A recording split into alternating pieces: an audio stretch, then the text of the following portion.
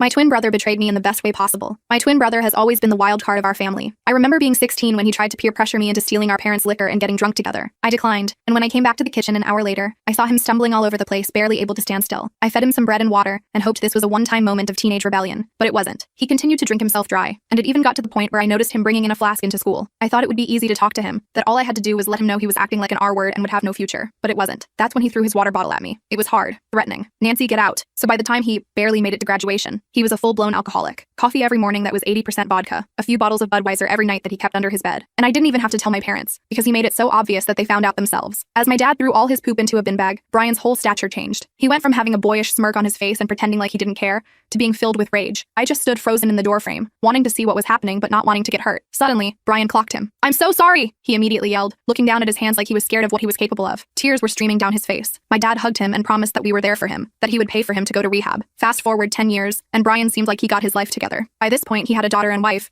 We were all extremely proud of him. Meanwhile, I had a husband that I loved. Luckily, his mom was an abusive alcoholic, so he was fully trained on how to deal with one. So when we went to my parents' house for Thanksgiving, everything was going smoothly at first. We honestly looked like the white picket fence family everyone always talks about. I was downstairs with my dad cooking up a steak when I heard a yell from upstairs. I sprinted so fast I almost tripped over, and that's when I saw Brian had given my husband a black eye right outside the bathroom door, just like the one he had given my dad all those years ago. "Get the F away from her!" Brian yelled. A wave of shock ran through me, and I slapped Brian. My husband, being too nice to hit Brian back, settled for leaving with me. I didn't know what had happened, but I wasn't sticking around to find out, because if Brian had started drinking again, there was no way I'd allow my pregnant self to be anywhere near him. I expected everyone to be angry on my behalf, but from skimming the message notifications, it was clear everyone jumped on the hating my husband bandwagon. It felt like everyone had lost their minds, and I guess my husband noticed my discomfort, because he took my phone and told me to just relax for the evening. He even deleted all the texts I had received. He really seemed perfect. That's when things took a turn. The next day, I went to call Brian, mainly to encourage him to return to rehab, but as soon as the phone started ringing, my husband slapped it out of my hand. "Why the EF are you talking to a man that assaulted me? If I was any other woman, or a younger version of myself, maybe his manipulation would have worked. But even I knew that slapping a phone out of my hand was crazy,